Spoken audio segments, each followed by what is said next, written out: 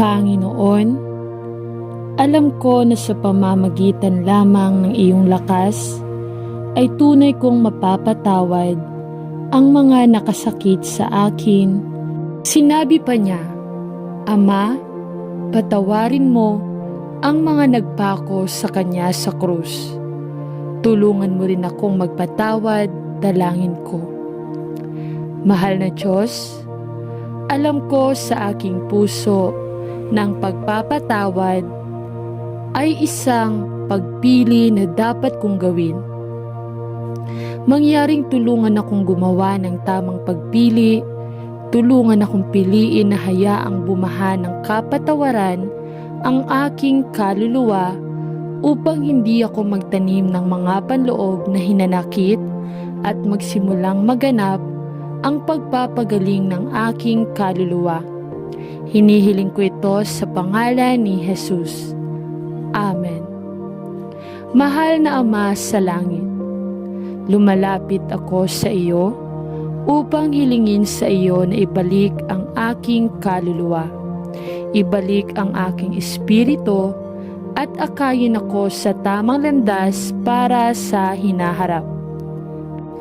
Dahil napakaraming bagay sa buhay ang naging kabiguan at alam kong nilayuan ko ang aking sarili mula sa sarili ko. Salamat Panginoon sa pagpapaalala sa akin na ang aking pagkamamayan ay nasa langit at ang mga bagay sa mundong ito ay magdadala lamang sa akin ng pagkabigo at sakit. Tulungan mo akong ipagwalang bahala ang mga bagay ng mundong ito at ang mga mapanuksong ari-arian nito. Ngunit panatilihing nakatutok ang puso ko kay Jesus. Alam na hinding-hindi niya ako bibiguin o bibiguin. Dalangin ko ng aking pagod na kaluluwa ay maginhawahan at ako ay tulad ng isang punong nakatanim sa tabi ng umaagos na ilog ng buhay. Nawa ay mag-ugat ako ng malalim kay Jesus. Batid ng aking pag-asa ay nasa iyo lamang. Dalangin ko na mapuspos kayo ng pag-asa at kagalakan at mapalapit kayo sa Diyos kaysa dati. Sa pangalan ni Jesus, idinadalangin ko. Amen. Panginoon, mas kilala mo ako kaysa sa iba. Alam mo ang lahat tungkol sa malalim na kabiguan na aking hinaharap at kalungkutan na pumupuno sa aking puso. Panginoon, ilayo mo ako sa pag-iipon ng sama ng loob at tulungan mo akong magtago ng sakit o sama ng loob sa aking puso. Panginoon, iyong ipinangako na bibigyan mo ng lakas ang iyong mga anak at aalalayan ang bawat isa ng iyong matuwid na kanang kamay. Tulungan mo akong kumapit ng mahigpit sa katotohanang ito. Dalangin ko, Panginoon. Dalangin ko na pagalingin mo ang lahat ng sakit sa aking puso. Gawing saya ang aking kalungkutan at gawing mga pagpapala mula sa iyo ang aking mga pagkabigo. Panginoon, alalayan mo ako araw-araw ng iyong walang hanggang yakap at ibuhos mo ang mahalagang kapayapaang nagmumula lamang sa iyo, sa aking pusong sugatan. Salamat sa iyong biyaya na sapat na upang gawing tawa ang aking mga pagkabigo. Nawa ay magpahinga ko sa katotohanang ito. Sa pangalan ni Jesus, idinadalangin ko. Amen. Dear God, I feel like everything going wrong in my life and the dreams I had in the past parang wasak na.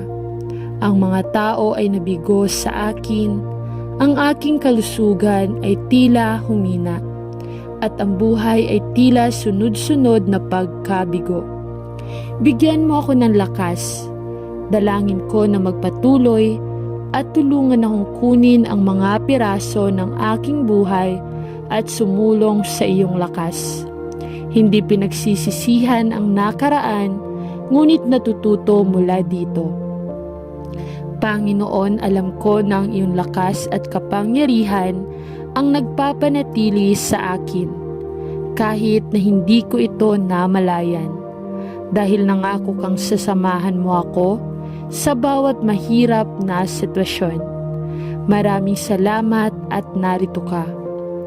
Panginoon, tulungan mo akong magtiwala sa iyo at alisin sa iyo ang lahat ng aking kalungkutan at pagkabigo.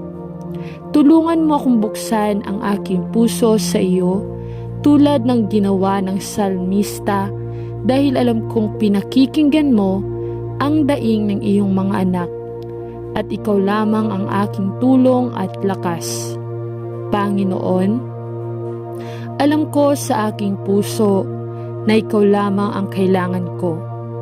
Mangyaring tulungan akong magpahinga sa katotohanang ito.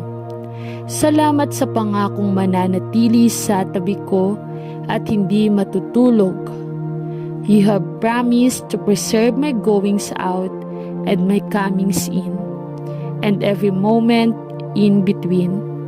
Thank you, Lord, in Jesus' name, Amen.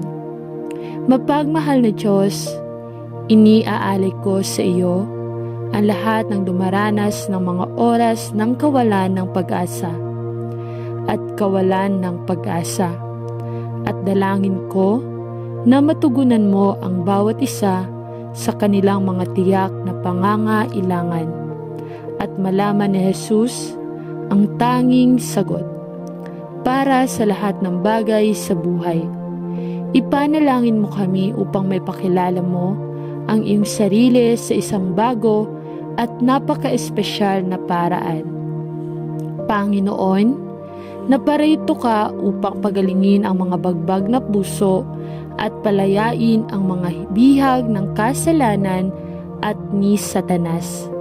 At ang kawalan na pag-asa ay parang isang pinto ng kulungan na nagsasara sa lalaki at babae, na nangangailangan ng kanilang tanging pinagmumulan ng kalayaan at kagalingan, na makakatugon sa kanilang pinakamalalim na pangangailangan.